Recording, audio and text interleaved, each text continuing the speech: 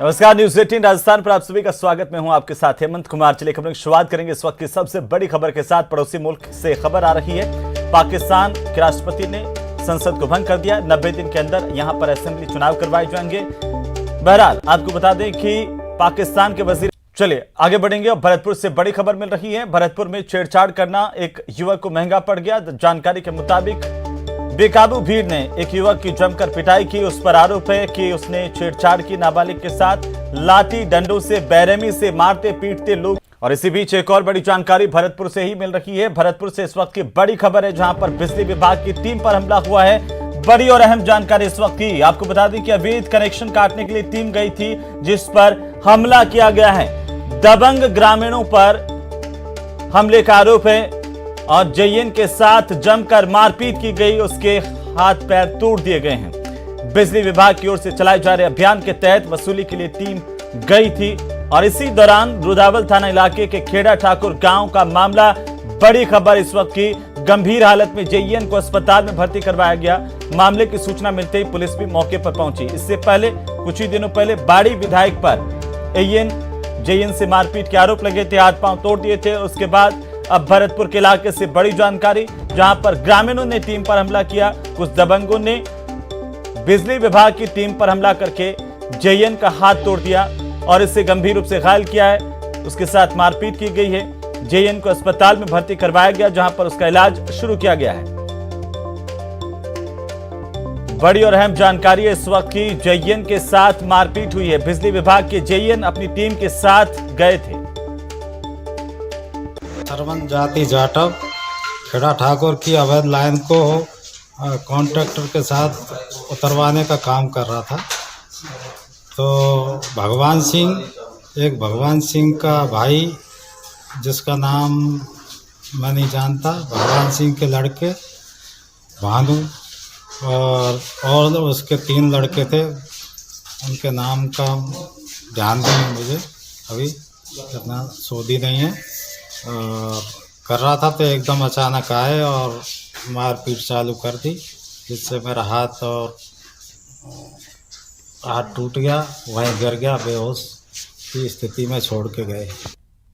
चलिए आगे बढ़ेंगे। स्थानीय लोगों की सतर्कता से कोटा में चोरी की कोशिश नाकाम हो गई और चोरों को सामान छत पर ही छोड़ करके भागना पड़ा। दरअसल ये घटना तलवंडी इलाके की है। जानकारी के मुताबिक देर रात को स्कूल में किसी की मौजूदगी आवाज आने पर सीसीटीवी फुटेज चेक किए गए तो कुछ युवक चोरी की कोशिश कर रहे थे और इसके बाद जवाहर नगर थाना पुलिस को इसकी शिकायत दी गई है।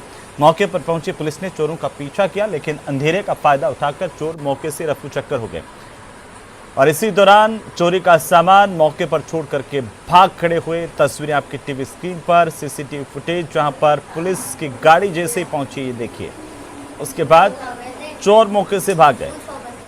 चोर सरकारी स्कूल में घुसे थे, यहां से सामान लेकर के भाग रहे थे। इसी दौरान जाग हुई और पता चलने पर पुलिस को जब इन्फॉर्म किया गया, पुलिस मौके पर पहुंची समय से और चोरों को इसकी भनक लगी। चोर सारा सामान छोड़कर मौके से भाग खड़े हुए। स्कूल की छत पर सामान पड़ा हुआ मिला है। बहरहाल ये सीसीटीवी की तस्वीरें हैं, जहां रात के समय चोरी की वारदात नाकाम हुई है। प्रकार से हमको आवाज़ आई तो हमने अपने यहाँ पर लगी कैमरे में देखा तो एक असामाजिक तत्व बहुत देर से बाहर घूमते हुए नजर आया। तो हमने रूस पर आके देखा। रूस पर देखा तो सामने स्कूल की जो छत थी उस पर 2 चोर पहले से ही मौजूद थे। जो नीचे जो चोर घूम रहा था वो सामने स्कूल की छज्जे पर चढ़ा, छज्जे से फिर ऊपर एक और छज्जे पर चढ़ा, फिर दूसरी मंजिल पर कूद के स्कूल में घुस गया। जैसे ही स्कूल में घुसा, हमने तुरंत जवाहर नगर थाना के कांस्टेबल हरविंदर सिंह जी को, वह चेतक जो पुलिस की है, उसको फ़ोन किया। मौके पर तुरंत हरविंदर जी व चेतक मौके पर आ गई थी। वहीं जब चोर को पकड़ने का प्रयास किया गया तो स्कूल में लाइट अंदर ना लगे होने के चक्कर में अंधेरा काफ़ी था। अंधेरे का फ़ायदा उठाते हुए चोर पार्क की तरफ कूदे, पार्क से फिर उस साइड बाहर निकल गए। और इसी बीच एक और बड़ी जानकारी आपको बता दें, कोटा में फायरिंग की वारदात को अंजाम देने वाले 2 इनामी बदमाशों को पुलिस ने आखिरकार गिरफ्तार किया है। पुलिस ने इस वारदात में इस्तेमाल की गई अवैध देसी पिस्टल और बिना नंबर की बाइक बरामद की है। आरोपियों पर पहले से 4 मुकदमे दर्ज है। बदमाशों पर शिकंजा लगातार कोटा पुलिस कस रही है। पुलिस को एक कामयाबी मिली है। 2 बदमाशों की गिरफ्तारी पुलिस की तरफ से की गई है। बहरहाल इनसे पूछताछ की जा रही है। अवैध हथियार और बाइक पुलिस ने इनसे बरामद की है।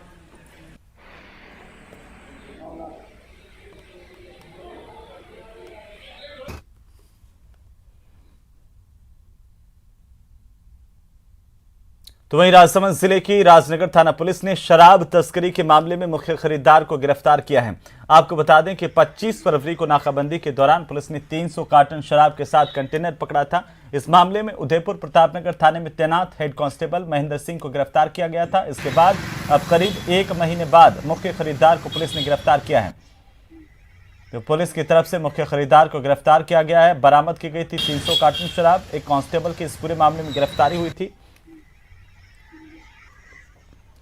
वहीं उदयपुर जिले के गोगुंदा थाना इलाके के गोगुंदा ओघना मार्ग पर नालमोखी के पास अज्ञात वाहन की टक्कर से बड़ा सड़क हादसा हुआ। सड़क हादसे में बाइक सवार दंपति समेत एक मासूम की दर्दनाक मौत हो गई। दरअसल गोगुंदा से ओघना की ओर जा रहे अज्ञात बाइक सवार दंपति को पीछे से तेज गति से आए वाहन ने टक्कर मारी। इससे बाइक सवार करीब 30 फीट गहरी खाई में उछले और बाइक समेत गिर गए। हादसे में महिला की मौके पर दर्दनाक मौत हो गई, जबकि बाइक सवार युवक और उसका मासूम बच्चा गंभीर रूप से घायल हो गया। राहगीरों की सूचना पर गोगुंदा पुलिस मौके पर पहुंची। घायल पिता और मासूम को उदयपुर के जिला अस्पताल ले जाते समय रास्ते में उनकी मौत हो गई। बहरहाल पुलिस मामले को लेकर जांच कर रही है। अज्ञात वाहन की तलाश की जा रही है। बाइक सवार दंपति को पीछे से एक अज्ञात वाहन ने टक्कर मारी। तेज रफ्तार इस टक्कर में बाइक गहरी खाई में गिरी और इस सड़क हादसे में 3 जनों की मौत हो गई।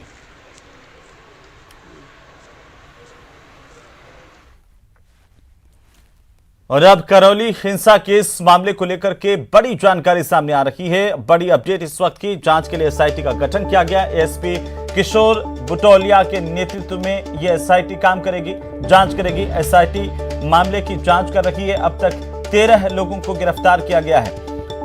नुकसान का पूरा सर्वे होगा। बड़ी खबर, हिंडौन सिटी में फ्लैग मार्च किया गया है। साथ ही अपडेट यह भी है कि आज रात को 12:30 बजे कर्फ्यू आज रात तक होगा। दोपहर 3 से 5 बजे तक दूध की सप्लाई की जाएगी। दूध और सब्जी की सप्लाई होगी। शाम को 4 बजे शांति समिति की बैठक में महत्वपूर्ण फैसला किया जाएगा। शांति समिति की बैठक शाम को रखी गई है। एसआईटी मामले की जांच कर रही है। आईपीएस राहुल प्रकाश, आईपीएस मृदुल कच्छावा के नेतृत्व में शहर में शांति बहाली के प्रयास किए जा रहे हैं। आईजी प्रसन्न कुमार मौके पर मौजूद हैं। प्रसन्न कुमार खमेसरा मामले की निगरानी कर रहे हैं। जिला कलेक्टर राजेंद्र सिंह शेखावत और संभागीय आयुक्त आलोक रंजन शांति बहाली के लिए प्रयास कर रहे हैं। करौली से बड़ी जानकारी है। कर्फ्यू का सख्ती से पालन करवाया जा रहा है। पुलिस की ओर से अपील की गई है तमाम लोगों से कि शांति बनाए रखें, अपने घरों से बाहर नहीं निकलें, कर्फ्यू का पालन करें।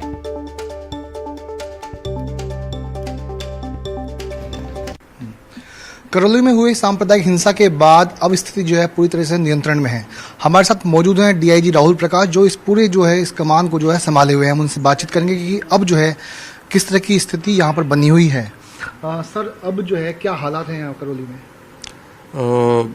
लगातार उच्चतम स्तर से मॉनिटरिंग चल रही है। डीजीपी साहब स्वयं यहाँ की जानकारी लेते हुए हमें मार्गदर्शन दे रहे हैं। एडी साहब लॉ एंड ऑर्डर हवा सिंह घुमरिया सर का भी लगातार पूरी रात और मॉर्निंग से उनका मार्गदर्शन मिल रहा है, कांटेक्ट है, सारी चीज़ों को हम ब्रीफ कर रहे हैं। यहाँ पे खुद संजीव नाजरी सर पधारे हुए, एडी साहब हमारे यहाँ आईजी रेंज जो हैं वो हैं, भरत लाल जी हैं, पहले यहाँ एसपी रह चुके हैं मृदुल कच्छावा जी, वो आए हुए हैं, शैलेंद्र अभी हैं यहाँ पे। तो सब लोग यहाँ पे लगातार फील्ड में हैं। रात में भी लगभग सुबह 4 बजे तक सभी लोग यहाँ पर राउंड ले रहे थे और प्रशासन के साथ भी लगातार कलेक्टर साहब से और जो भरतपुर कलेक्टर साहब पधारे हैं उनसे हमारी बात चल रही है। सर, जो हिंसा है, कितने वाहनों को क्षतिग्रस्त हुए हैं, कितने हिंसा, क्या क्या नुकसान हुआ होगा सर? ये नुकसान का भी आकलन किया जा रहा है। कोई राउंड अप किया गया? कितने लोगों को राउंड अप किया गया? मुकदमा क्या दर्ज हुआ है सर? करीब 2.5 दर्जन लोगों को राउंड अप किया गया है। उसमें कुछ लोगों को मुकदमे में भी अरेस्ट किया जा रहा है। एक बात और आ रही है सर कि जो ये बोर्ड के जो एग्जाम चल रहे हैं, उसके अलावा जो खाने पीने की जो वस्तुएं हैं, उसको लेकर कोई रिलीफ दी जाएगी? अभी फिलहाल कर्फ्यू का पूरी पालना करवाई जा रही है। ये सब चीज़ बाद में देखी जाएगी। इसके संबंध में पूरी तरह से जांच की जाएगी।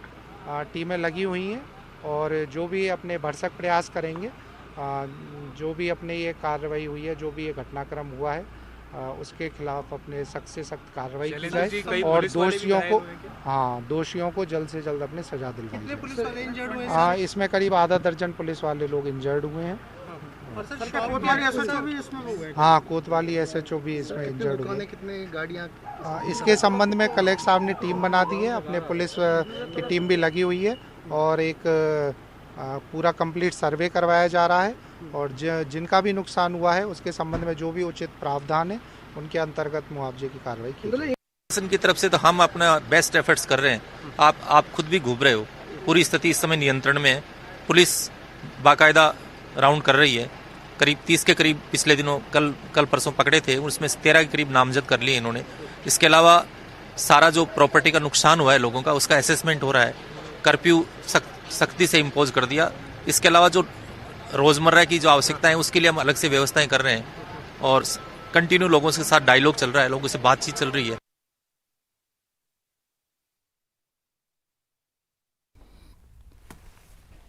तो करौली हिंसा केस में बड़ी जानकारी सामने आ रही है। लगातार पुलिस काम कर रही है और ज्यादा जानकारी के साथ हम आपको सीधे ले चलते हैं। हमारे सहयोगी विष्णु हमारे साथ जुड़ चुके हैं, उनके साथ विष्णु, अभी क्या कुछ अपडेट है इस पूरे मामले को लेकर के?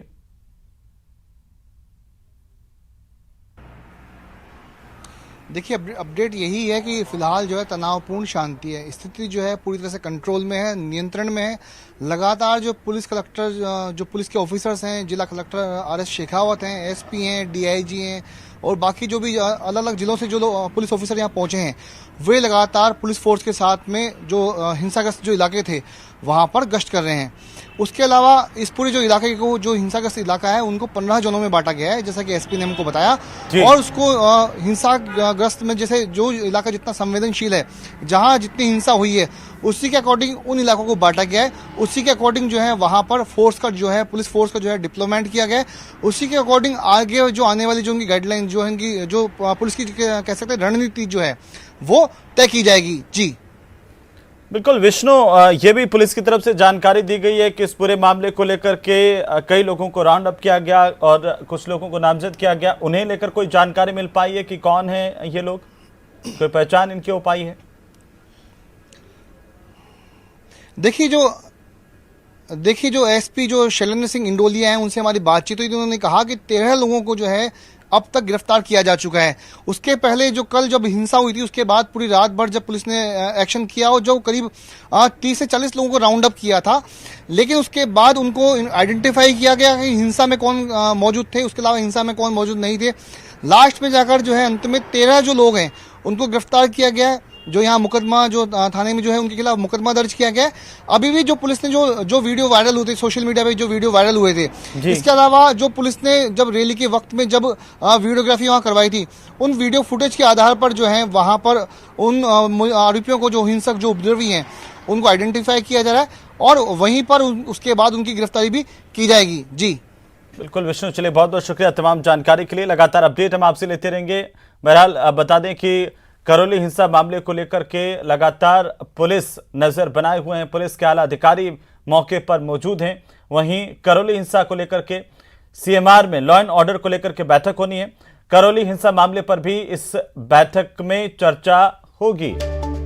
मुख्यमंत्री अशोक गहलोत ये बैठक ले रहे हैं। बड़ी खबर इस वक्त की, मंत्री रमेश मीना, गृह राज्य मंत्री राजेंद्र यादव यहां पर इस बैठक में मौजूद हैं। एक उच्च स्तरीय बैठक लॉ एंड ऑर्डर को लेकर के CMR में शुरू हो गई है। मुख्यमंत्री निवास पर लॉ एंड ऑर्डर को लेकर के बैठक इस वक्त चल रही है। करौली मामले को लेकर मुख्यमंत्री अशोक गहलोत जानकारी ले रहे हैं और बैठक ले रहे हैं। बड़ी खबर इस वक्त की, बड़ी और अहम जानकारी इस वक्त की, प्रदेश में लॉ एंड ऑर्डर की स्थिति को लेकर के CM अशोक गहलोत एक उच्च स्तरीय बैठक इस वक्त ले रहे हैं। मुख्यमंत्री आवास पर बैठक की तस्वीरें हम आपको दिखा रहे हैं।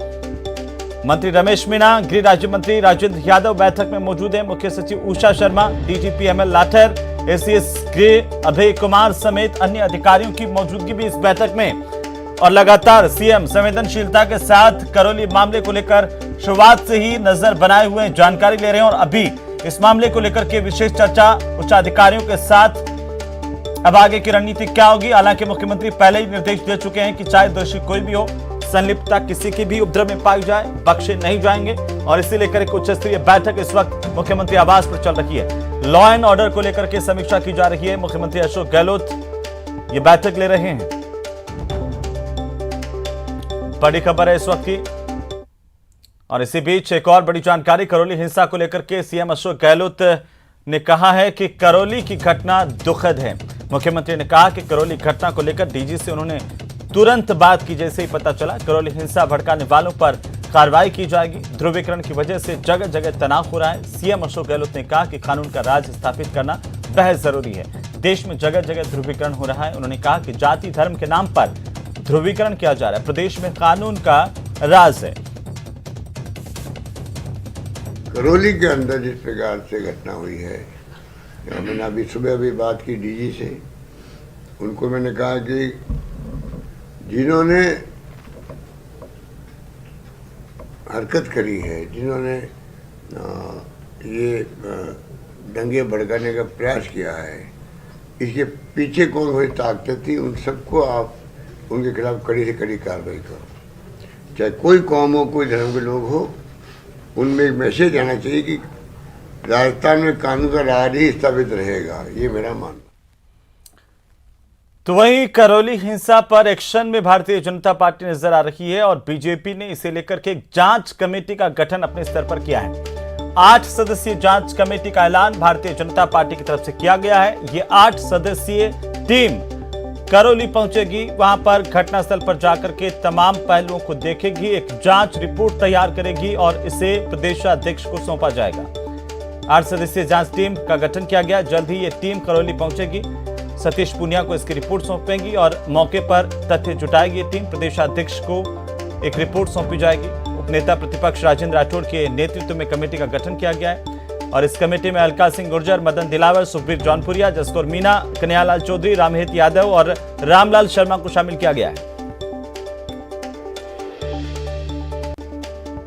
संवत्सर पर बाइक रैली के ऊपर जिस तरीके से पूर्व नियोजित हमला हुआ और उसमें कई लोगों को घायल होना पड़ा, आगजनी हुई, पथराव हुआ, ऐसा लगता है कि इतनी देर तक अपराधियों को पकड़ में नहीं आना ये कांग्रेस पार्टी के सीधे सीधे अपराधियों को संरक्षण और उसकी तुष्टीकरण की परिणाम है।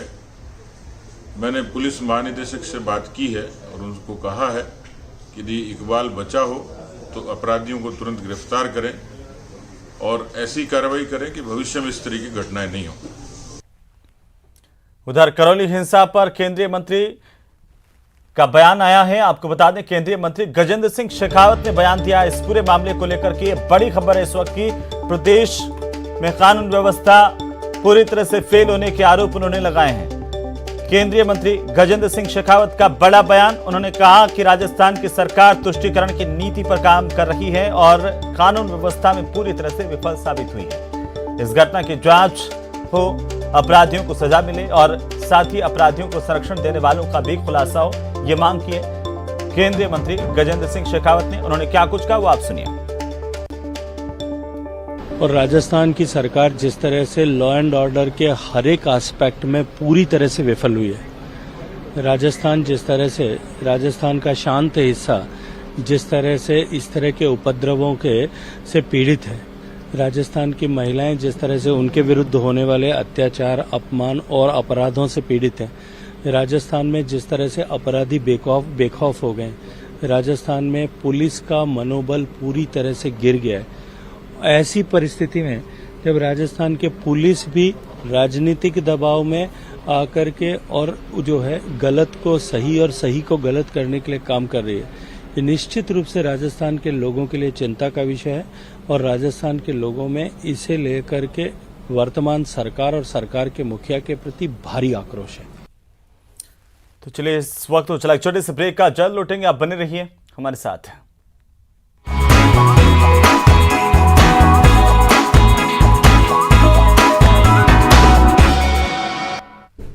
तो चलिए ब्रेक के बाद एक बार फिर से आपका स्वागत। और इसी बीच बड़ी खबर हम आपको बता दें, भीम आर्मी के प्रमुख चंद्रशेखर आजाद के धरना प्रदर्शन की सूचना के बाद पाली में पुलिस प्रशासन अलर्ट पर है।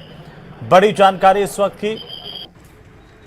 आजाद समाज पार्टी के राष्ट्रीय अध्यक्ष और भीम आर्मी प्रमुख चंद्रशेखर आजाद के धरना प्रदर्शन की सूचना के बाद पाली पुलिस और जिला प्रशासन अलर्ट हो गया और शनिवार से ही जिले में धारा 144 लागू की गई।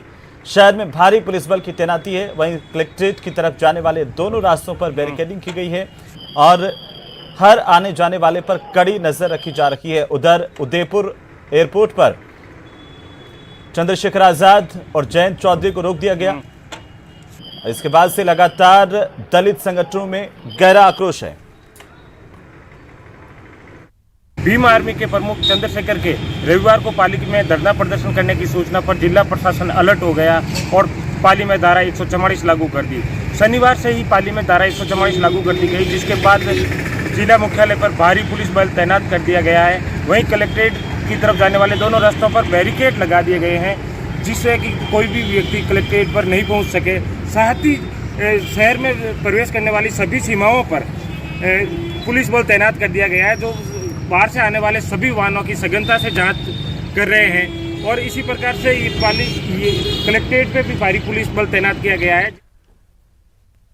और अगली खबर बाड़मेर से, जहां पर तिलवाड़ा में किसान मेले का आयोजन किया जा रहा है और इस आयोजन में पहली बार एक साथ केंद्र के 4 मंत्री हिस्सा ले रहे हैं।